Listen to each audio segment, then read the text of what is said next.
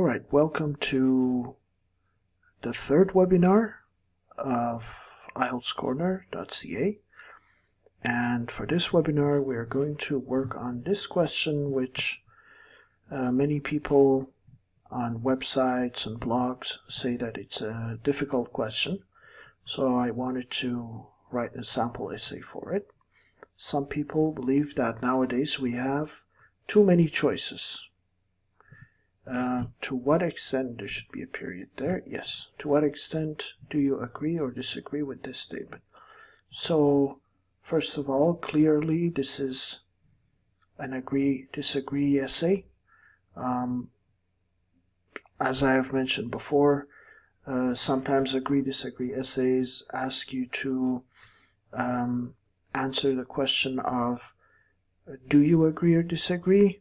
Or to what extent do you agree or disagree? And recently I have seen questions that say, is this a positive or negative development? Something like that. And all of those are the same thing, right? So let's start with the introduction paragraph for this one. And then after the introduction, I'll pause to ask if you have any questions. All right. So it's a broad question. One issue with it is that it's kind of broad, so you have to narrow it down a little bit. And the way I narrowed it down was I only talked about the idea of choice when you are trying to buy things, because that's what I think the question is trying to talk about. So I've only talked about basically choice as a consumer. All right, so let's do the first paragraph. We could start with, as always, for a band score 6 or 7, we could start with something that paraphrases the question. But I think we can start with something a little bit more along the lines of band score 7 or maybe 8. And that is something like this: providing a plethora or plethora, though both of those pronunciations are correct, means a lot, an abundant number of something, of choices to consumers has always been referred to as a source of pride for the current capitalist economy and its proponents. There are, however, now I move my however to the middle of the sentence, which is a little bit more difficult to control, and so I'm trying to show the examiner that I can use conjunctive adverbs in the middle of sentences. Critics of this aspect of capitalism argue that at some point choices become too many, or choices become, let me just fix that spelling issue there, choices become excessive in number and hence inhibit one's ability to make a decision. Okay, or to make decisions. Let's just keep it general, right? Just keep it general. We've been general so far. Okay, so that's my background statement. And introduction is not done, right? So after the background statement, I am going to write my thesis statement. I completely agree with that assessment and believe that too many choices are always, or let's not say always, there's a spelling issue here, are more often than not, more often than not a negative consequence of living in a post-industrial economy.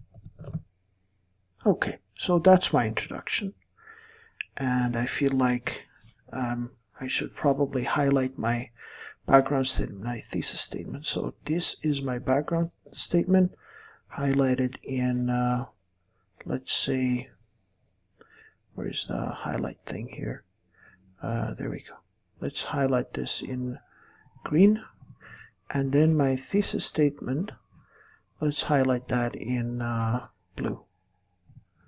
Okay, so that's my background statement and that's my thesis statement. Now, do you have any questions? Okay, so let's move to the next paragraph. So in this paragraph, I wanted to talk about the fact that a lot of choices are not really consequential. So you have a lot of choices between products that you can purchase, but those choices do not really have a significant impact on your life, right? Whether you buy this product or that product, the difference is insignificant between those two. So let's say, firstly, many of the choices are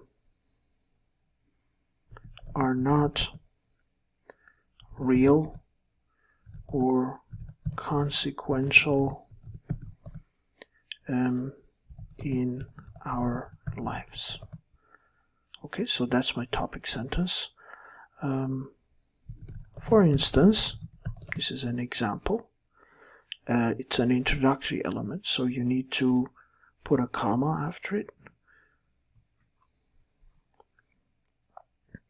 For instance, when walking down the cereal aisle at the grocery store, one cannot help but think that the overwhelming variety, let's not say variety, okay, aisle is spelled like this, the wide variety has collocation. Wide variety of cereal is not variety in fact. Rather, because I want to create a kind of a contrast here, so this is my way of creating cohesion, right? Rather, and it's an introductory element, so it needs a comma. It is the same processed wheat or corn, let's say, that is flavored. Make sure that you spell it flavored, yes. Okay, let's make a parallelism. Colored or packaged in different ways without significantly changing without maybe any significant change to the quality. Or let's not put an article there. I think it makes more sense not to put an article there because we're talking in general. In most cases. Okay, and this is kind of non-restrictive, but I want to remove the comma just for better flow of the sentence. Okay, so let's say that's one example.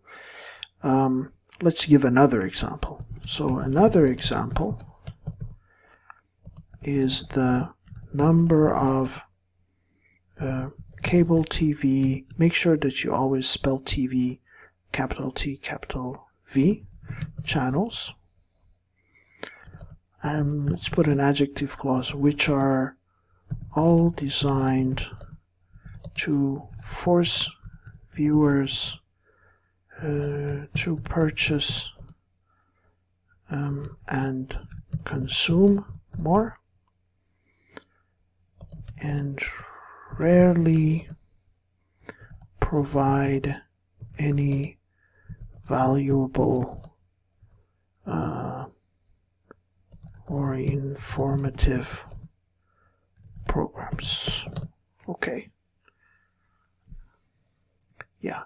Provide is not, doesn't collocate, so let's make it broadcast maybe. Yeah. Rarely broadcast any valuable. And here I can make this two coordinate adjectives. Put a comma here, just to show that I understand how coordinate adjectives work, right? So that would be paragraph 1, body paragraph 1. And as always, this is our topic sentence here of body paragraph 1. This. Okay. Do you have any questions? Okay. Now, because there I said firstly, so here I have to keep the coherence. So I'll say secondly, the head spinning, that's a compound adjective, number of choices, because I said overwhelming, so I don't want to say that again. I'll use another adjective here, head spinning, with minimal differences can be a source of anxiety for a potential customer. Okay, make sure that you spell customer correctly. The U comes before the O, right? Okay, so in the first body paragraph, I talked about how these choices are not really consequential. So that's one reason that they are just too many without any benefit, right? And now here, the second reason is too many choices will create anxiety, and that's not a good thing. A person interested in buying a car, for instance, is forced to, we already talked about forced, so has to do. Weeks of research and test drives at, here, this is a non-restrictive, at the end of which, right, they cannot be absolutely certain that they have made the right choice. Okay, And one thing that I wanted to mention here is, here I said a person, so that's third person singular. But because we want to be gender neutral, in the last few years, we have changed the grammar in English. So now we are able to use they for third person singular just to make it gender neutral. So that's a possibility. It is not incorrect. And again, here, this is our topic sentence for this paragraph. Now let me continue the paragraph. There are simply too many factors to consider.